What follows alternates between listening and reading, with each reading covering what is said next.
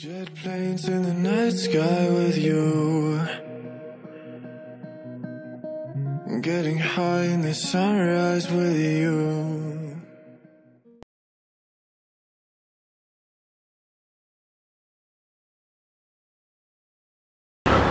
বাংলাদেশে বেশ কিছু গাড়ি আছে যেগুলো রিসেল ভ্যালু খুব বেশি এবং সেগুলোর পার্টসের দামও মোটামুটি খুব রিজনেবল এবং সেটা যদি আপনি কন্টিনিউয়াসলিও চালান লাইক আপনি রেন্টে কার উবার পাঠাও দিয়ে কিন্তু যদি রেগুলারও চালান সেই গাড়ির কিন্তু তেমন একটা ক্ষতিও হয় না। সো তাদের মধ্যে সবথেকে যে বেস্ট গাড়ি সেটা হচ্ছে আপনার টয়োটা এক্সপ্রেস। আসসালামু আলাইকুম guys, this is Noman from Noman. এই গাড়িটির মডেল ইয়ার হচ্ছে 2005, রেজিস্ট্রেশন ইয়ার হচ্ছে 2012, সিলভার কালারের গাড়ি, ভিতরে হচ্ছে আপনার ব্ল্যাক, একটি সেলের গাড়ি, টোটালি টিপটপ কন্ডিশনার। আর এই গাড়িটা কিন্তু যখন কেনা হয়েছে তখন থেকে কিন্তু আপনার তেলে চলেছে, সো ইঞ্জিন কিন্তু কন্ডিশন খুব ভালো। আর লাস্ট 8 মাস আগে তারা এলপিজি কনভার্ট করেছে। আর এলপিজি কিন্তু একেবারে তেলের মতোই, তেলে চললে গাড়ির ইঞ্জিন যে কন্ডিশন থাকে সেম কন্ডিশনে থাকে। আর এলপিজিতে কিন্তু আপনার টাকাও খুব সাশ্রয়ী। আপনি ধরেন 500 টাকা যদি আপনি এলপিজি ভরেন সেক্ষেত্রে আপনি কিন্তু প্রায় 50 থেকে 70 কিলোমিটার। এই মুহূর্তে আমার এই ভিডিও যারা দেখতেছেন দয়া করে লাইক বাটন একটা লাইক দিয়ে দেন এবং কমেন্টস করে জানাবেন যে আপনাদের ভিডিওটি কেমন লেগেছে এবং অবশ্যই আপনাদের নেক্সটে কোন গাড়ির ভিডিও লাগবে সেটাও কমেন্টস করে জানাবেন। আপনাদের বাজেট কত সেটাও জানিয়ে দেবেন। ইনশাল্লাহ আমি নেক্সট ভিডিওতে আপনাদের যে গাড়ির রিকোয়ারমেন্ট ওই অনুযায়ী ভিডিও দেওয়ার ট্রাই করব।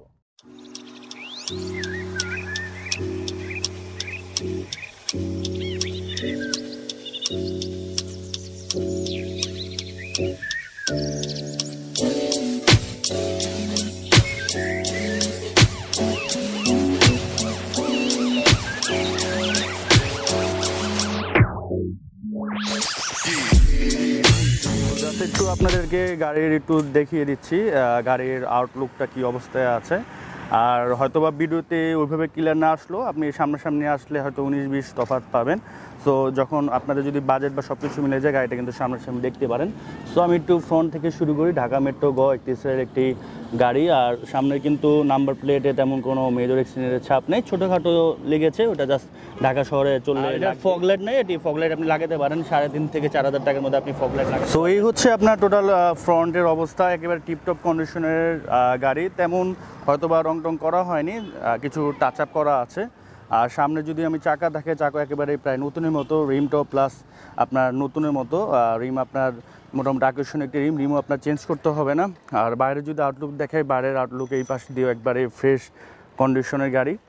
আর একটু সিটটা হাই করা আছে, লাইক যেহেতু এলপিজি করা আছে এই জন্য পিছনের চাকার একটু হাই করা আছে। আর পিছনে যদি দেখাই, পিছনে কিন্তু অ্যাজ ইট ইজ একেবারেই ফ্রেশ। আর এটা কিন্তু আপনার 4 অকশন গেট 4.5 বা 4 গেটের একটি গাড়ি। কারণ হচ্ছে যে এখানে একটা স্টার থাকে। সো জাপান থেকে যখন গাড়িগুলো নিয়ে আসা হয় বাংলাদেশে, অকশন করে নিয়ে আসা হয়, সো তখন কিন্তু বিভিন্ন গ্রেড পয়েন্ট করা হয় 1, 2, 3, 4, 5। সো 4.5-এর গাড়িগুলো কিন্তু খুবই ভালো হয়ে থাকে। সো এটা কিন্তু আপনার 4.5-এর গাড়ি। আর আমি যদি একটু ভিতরে দেখি আপনাদেরকে, যেমন এটা কিন্তু আপনার এলপিজি করা আছে, এটা ডেট কবে কেনা হয়েছে সব কিছু কিন্তু করা। সব এইগুলো বিটগুলো এগুলো কিন্তু একেবারে ফ্রেশ আছে, কোনো ধরনের অ্যাক্সিডেন্ট হয়নি। পিছুতে মোটামুটি একটা অ্যাক্সিডেন্ট ভালো হলে এগুলো কিন্তু বিটগুলো সহজে মেলানো যায় না। সো এখানে কিন্তু একেবারে অপশনগুলো বা অবস্থানগুলো খুবই ভালো। আর আমি যদি এদিক দিয়েও দেখাই, যেগুলো আসলে আপনারা যখন আসবেন একটু দেখে নেবেন, এদিকে দেখলেও আপনি বুঝবেন যে আসলে গাড়ি কোনো মেজর অ্যাক্সিডেন্ট হয়েছে কি না। আর এখানে স্পেয়ার চাকা আছে, স্পেয়ার যদি চাকা সামহাও আপনার লিক হয়ে যায়, আপনি স্পেয়ার চাকা দিয়ে আপনি গাড়ি চালাতে পারবেন। যদি দেখে এই পাশে কিন্তু অ্যাজ ইট ইজ, সামনের বা ওই পাশে নেই, একবারে ফ্রেশ কন্ডিশনে আছে। মানে মূলত আপনার গাড়ি কেনার পর 1 টাকারও কাজ নেই, জাস্ট আপনি হয়তো বা সিট কভার চেঞ্জ করতে পারেন। সিট কভারও চেঞ্জ করা লাগবে না, সিট কভারও ফ্রেশ আছে। আর সব কিছু আলহামদুলিল্লাহ। যদি আপনাদেরকে ইঞ্জিনটা দেখাই, ইঞ্জিনও দেখতে পাচ্ছেন একেবারে ফ্রেশ একটা ইঞ্জিন। আর এই পাশে যদি আমি দেখাই, লকগুলো কিন্তু একেবারেই রিকন্ডিশনে যেভাবে লকগুলো আসে ওইভাবেই কিন্তু এই লকগুলো আছে। মোটামুটি পুরো গাড়িটা কিন্তু একেবারেই ফ্রেশ, কোনো ধরনের কোনো ঝামেলা নাই। ইঞ্জিন কিন্তু একেবারে টিপটপ কন্ডিশনে আছে। তারপরে চাইলে আপনি কোনো এক্সপিরিয়েন্স লোক থাকলে অবশ্যই এসে দেখে গাড়িটা নিতে পারেন। সো ইঞ্জিনে কিন্তু আলহামদুলিল্লাহ কোনো প্রবলেম নাই। মোটামুটি সাউন্ডটা যতটুকু আপনারা শুনতে পাচ্ছেন, মোটামুটি যারা একটু সাউন্ড বোঝেন বুঝে যাবেন যে ইঞ্জিন কন্ডিশন কেমন।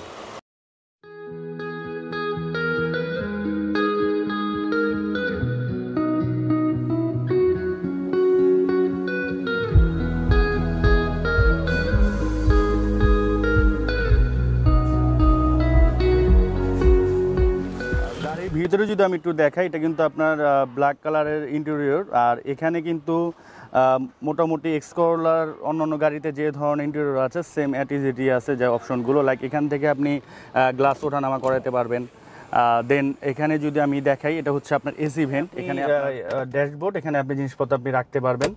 আর এটা হচ্ছে আপনার এসির প্যানেল, এখান থেকে আপনি এসি অপারেট করতে পারবেন। প্লাস এখানে ডিভিডি প্লেয়ার আছে, ব্যাক ক্যামেরা আছে। আর টোটাল 4টা এসি ভেন্ট, 1 2 3 4, 4টে এসি ভেন্ট, 4টা থেকে আপনার এসি বাতাস বের হবে।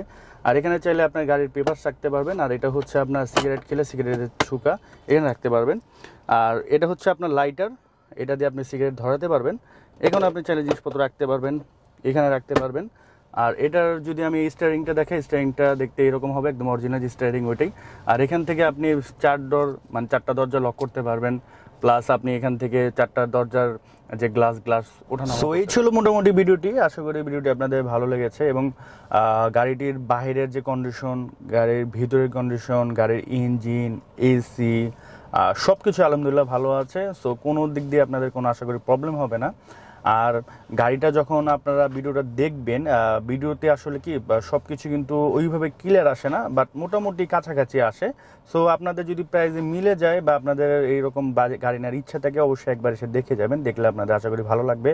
এবং অবশ্যই যেটা করবেন সেটা হচ্ছে যে যেহেতু আমরা বিভিন্ন শোরুমের গাড়িগুলো করে থাকি, অনেক সময় ডিলারের গাড়িগুলো করে থাকি, অনেক সময় ব্যক্তি মালিকানাধীন গাড়ির ভিডিওগুলো করে থাকি, তো তারা আমাদের একটা জিনিস বলে, সেটা হচ্ছে যে অনেক সময় হয় কি যে আপনারা যাকে নিয়ে আসতেছেন হতে পারে সে আপনার কাছের কেউ বা আপনার ভাগনা, বা হতে পারে সে কোনো ড্রাইভার, বা হতে পারে সে কোনো গ্যারেজের মিস্ত্রি।